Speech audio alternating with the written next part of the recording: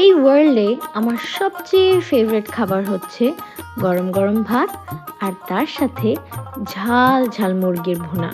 আমার comfort food হিসেবে এটাই সবসময় আমার লিস্টের 1 নম্বরে থাকে। আর আমার বাসার সবাই এটা খুব মজা করে খায়। আমার হাজব্যান্ডের তো এই মুরগি ভুনাটা খুবই পছন্দের। একজন রাঁধুনি হিসেবে আমি বলবো, আমার রান্না যদি আমি মজা করে খাই, এর থেকে যখন আমার বাসার সবাই এটা খুব মজা করে খায়, আমার মনে হয় আমি একজন রাঁধুনি হিসেবে সাকসেসফুল। যাই হোক, দেখো সবাই, আমি কষাইয়ের মতো মাংসের বাটি নিয়ে দাঁড়িয়ে আছি, কারণ এখন আমরা মাংসটা আগে ম্যারিনেট করে নেব।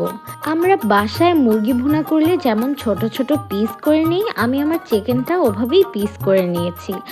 আর একটা বাটিতে নিয়ে আমি স্বাদ মতো লবণ দিয়েছি, 1/2 টেবিল স্পুন হলুদের গুঁড়ো, 1/2 টেবিল স্পুন মরিচের গুঁড়ো আর 1/2 টেবিল স্পুন জিরা গুঁড়ো দিয়েছি। এরপর দিয়েছি আমি সরিষার তেল। সরিষার তেলটার কারণে মুরগি ভুনাতে একটা ঝাঁঝালো ফ্লেভার আসবে। সব কিছু দেওয়া হলে আমি চিকেনটাকে ভালোভাবে মেখে নেব। মাখা হয়ে গেলে আমি নর্মাল ফ্রিজে এটাকে রেখে দেব 3 থেকে 6 ঘন্টার জন্য। তোমরা যদি চাও তোমরা ওভারনাইটও এটাকে ম্যারিনেশনের জন্য রেখে দিতে পারো। এদিকে আমার হাজব্যান্ড মুরগি ভুনার জন্য আমাকে পেঁয়াজ কুচি করে দিচ্ছে। পেঁয়াজগুলো যত কুচি করে কাটা যাবে, আমাদের মুরগি ভুনার গ্রেভিটা কিন্তু খেতে ততই মজা লাগবে। এবার আমরা রসুন কেটে নিব। আমাদের প্রতি বাইটে বাইটে যেন একটু একটু রসুন পড়ে, তাই রসুনের কোয়াগুলো একটু মোটা মোটা করেই কেটে নিতে হবে। রসুন কিন্তু আমার খুবই পছন্দ, আর সেটা যদি হয় মুরগি অথবা গরুর মাংসের সাথে, তাহলে তো কথাই নেই। তোমরা যদি চাও আমি একদিন তোমাদেরকে রসুনের আচারও বানিয়ে দেখাতে পারি। দেখতে চাইলে অবশ্যই আমাকে কমেন্ট করে জানাবে। এদিকে দেখো, একটা পিঁপড়ার ফ্যামিলি বা বাচ্চা কাচ্চার কাছে খাবার নিয়ে যাচ্ছে। ওকে আর ডিস্টার্ব করলাম না। আমাদের চিকেন ভালোভাবে ম্যারিনেট হয়ে গেছে, সো চলো আমরা এখন রান্নায় চলে যাই। একটা বড় কড়াইতে তেল দিয়ে দিব। তেলটা যখন গরম হয়ে আসবে, আমরা আমাদের কেটে রাখা পেঁয়াজ আর কিছু গোটা মশলা দিয়ে দিব। আমি কিন্তু 8 থেকে 10টার মতন পেঁয়াজ নিয়েছি, কারণ বেশি পেঁয়াজ হলে আমার মুরগি ভুনাটা খেতে আরও মজা হবে। গোটা মশলা হিসেবে আমি ইউজ করেছি 3-4টা তেজপাতা, 7-8টা এলাচ আর 4-5টার মতো দারচিনি।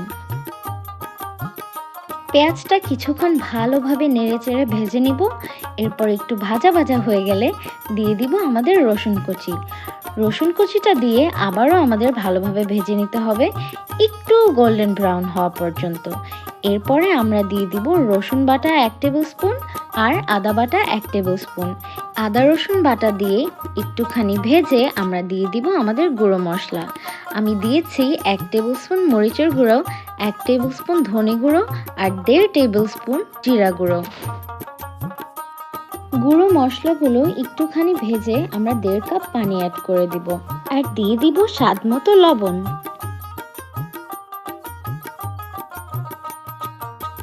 পানিটা অ্যাড করে ভালোভাবে মশলাটাকে কষিয়ে নিতে হবে। কোনো কিছু ভুনা করার সময় যত ভালোভাবে মশলাটাকে কষিয়ে নেওয়া যায়, ভুনাটা কিন্তু খেতে ততই মজা হয়।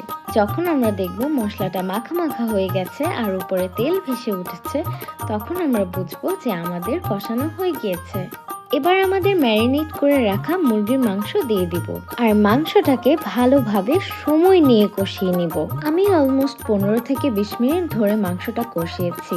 আর মাংসটা কষানোর সময় চুলাটা মাঝারি আঁচে রাখতে হবে আর একটু পরপরই নাড়াচাড়া করতে হবে যেন নিচে না লেগে যায়।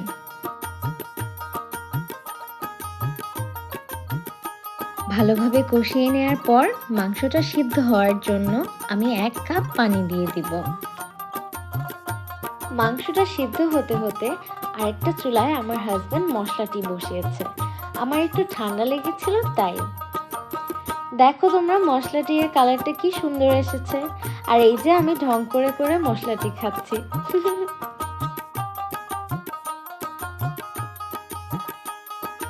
এবার মুরগি ভুনাটা গার্নিশ করার জন্য আমার হাজব্যান্ড আমাকে কিছু ধনেপাতা কুচি করে দিচ্ছে। আর এদিকে মুরগিটাও 80% সিদ্ধ হয়ে গেছে। মুরগিটার পানিটা কমে এসেছে আর তেলটা একটু একটু উপরে ভেসে উঠেছে। এই সময়ে দিয়ে দিব কাঁচামরিচ। কাঁচামরিচগুলো আমি মাঝখান দিয়ে ফালি করে নিয়েছি।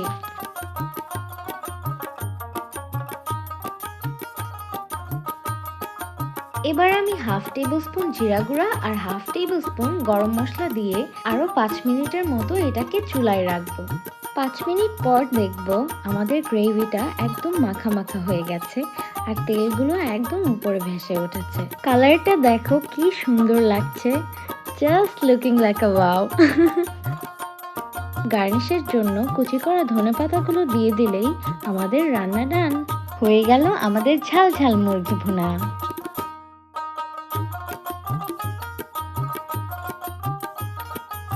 এবার একটা প্লেটের মধ্যে আমাদের ঝাল ঝাল মুরগি ভুনা আর গরম গরম ভাত সাজিয়ে নিয়েছি, সাথে একটা লেবুর টুকরাও নিয়েছি। দেখতে কি অ্যাপেটাইজিং লাগছে তাই না বলো? খেতেও কিন্তু বেশ অ্যাপেটাইজিং ছিল। আমি আর হাসান একটা হিন্দি মুভি দেখতে দেখতে ভাত খাচ্ছিলাম। মুভি দেখতে দেখতে ভাত খেতে কিন্তু খুব ভালোই লাগে।